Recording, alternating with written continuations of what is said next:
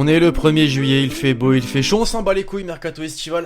J'espère que vous allez bien l'équipe. Alors oui, effectivement, aujourd'hui nouvelle vidéo transfert alors que le mercato hivernal a pris fin. Mais comme l'année dernière les amis, je me suis dit, il y a eu des rumeurs au compte du mercato hivernal, ça fait chier de pas les avoir vus se concrétiser. D'ailleurs le mercato n'a pas été croustillant, en tout cas beaucoup moins que l'année dernière. Rappelez-vous qu'il y avait eu des Coutinho vers le Barça, des Aubameyang vers Arsenal, des mieux que Mitroglou vers Galatasaray par exemple. C'est pourquoi je vais déjà me projeter vers l'été prochain et essayer de voir quel gros transfert va se concrétiser en juillet, en août. D'après vous d'ailleurs, c'est la question, quel gros transfert se fera l'été prochain? Neymar au Barça, Koulibaly au PSG, Mitroglou de retour à l'OM. Elle est marrante celle-là, hein. Juste avant que la vidéo ne commence, comme toujours, je vous rappelle qu'elle est sponsorisée par OneFootball. Il n'y a plus de mercato, mais l'actualité continue. Toujours lien dans la description.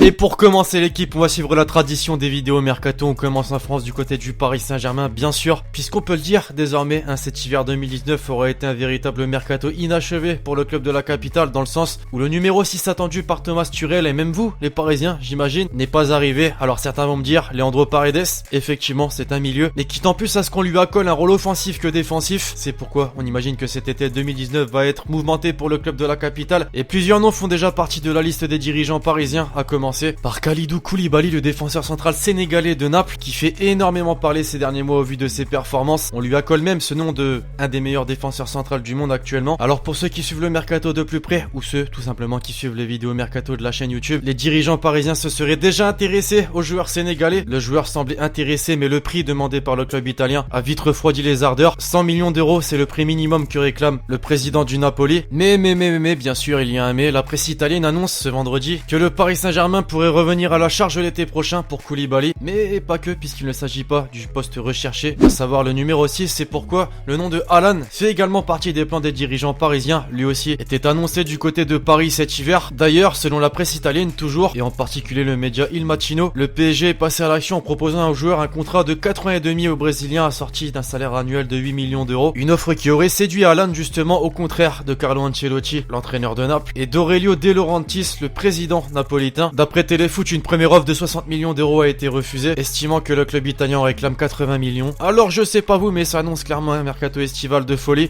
même si on en est encore loin. Top, petite pause tout simplement pour vous demander le petit like habituel, l'équipe, je compte sur vous. Est-ce qu'on peut se fixer un petit objectif? Oui, non, let's go. Les 4000 likes, possible, je compte sur vous.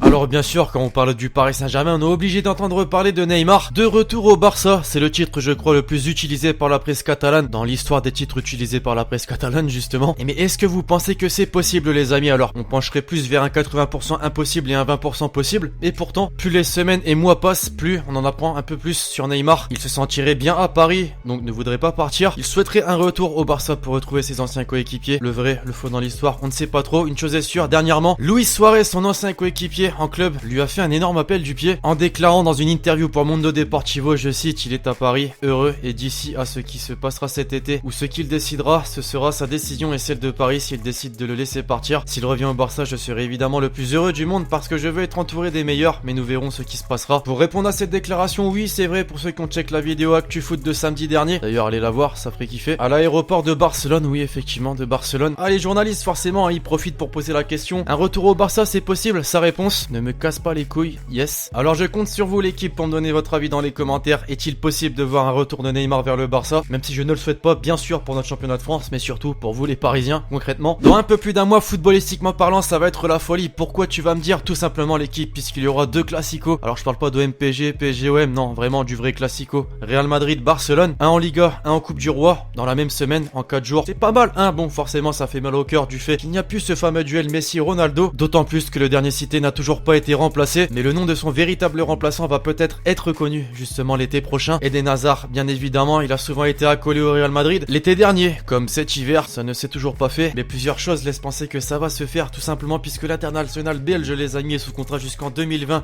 avec le club londonien de Chelsea, et le joueur n'a jamais caché son intention d'aller un jour au Real Madrid, et les négociations avec son club club concernant un renouvellement de contrat tarde à se concrétiser. Son coach Maurizio Sarri a même dit, je cite, Eden a 28 ans, s'il veut partir, je pense qu'il doit partir. Ah ouais, effectivement, je voudrais pas être président du club de Chelsea quand tu sais que tu payes un salaire à un coach qui pousse entre guillemets le meilleur joueur de son effectif vers la sortie. La bonne nouvelle, c'est que cet été, je me répète, mais apprêtez-vous à avoir un mercato de folie, je pense concrètement, puisque selon le média AS, Florentino Pérez et Eden Hazard auraient déjà un accord pour un transfert qui se fera l'été prochain. On en a parlé, qu'est-ce qu'on en a parlé au cours de ce mercato hivernal, Marcelo à la Juventus, ça ne s'est pas fait, et pourtant, croyez-moi qu'il est fort possible qu'on en reparle l'été prochain, puisque de jour en jour, on en apprend de plus en plus sur son cas. À l'heure où je tourne cette vidéo, la mère de Marcelo, qui a réalisé une interview pour Phoenix Info, a déclaré, je cite, quand Marcelo a réalisé que Cristiano était parti, il était déçu, choqué et a pleuré pendant des heures. Mes enfants manquent à la famille de Cristiano, nous les connaissons bien, de plus mon fils est un ami très proche de celui de Ronaldo. Quand on apprend dans la presse ces dernières semaines que Ronaldo met la pression sur les dirigeants de la Juve pour faire venir Marcelo, tu te dis qu'il est possible de revoir le duo Cristiano-Marcelo l'année prochaine, non? Franchement, t'en penses quoi? Dis-moi ton avis dans les commentaires, une chose est sûre, on va en entendre parler, surtout que sur le plan sportif, Marcelo est en pleine difficulté actuellement sous le Real Madrid de Santiago Solari, qui est désormais quasiment en second plan, derrière le jeune Sergio Reguilón. J'ai qu'une chose à dire, affaire à suivre très prochainement. Et enfin, pour conclure l'équipe, le transfert le plus faisable de tous ceux cités, en tout cas selon moi au cours de cette vidéo, est bien celui de Diego Godin vers l'Inter Milan. En fin de contrat à l'issue de la saison avec l'Atlético Madrid, le joueur uruguayen ne prolongera pas dans la capitale espagnole, puisqu'il aurait passé sa visite médicale. Effectivement, il n'a pas perdu de temps, puisque selon Sky Sport Italia, cet accord entre le club italien et le joueur se serait fait en secret. Et puis l'intérêt d'attendre l'été prochain, on le connaît,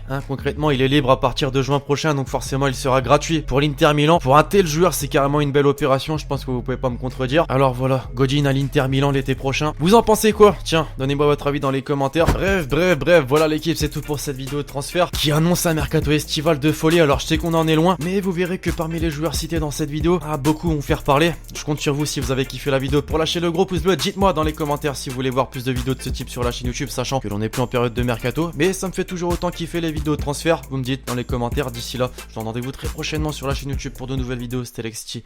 Ciao ciao.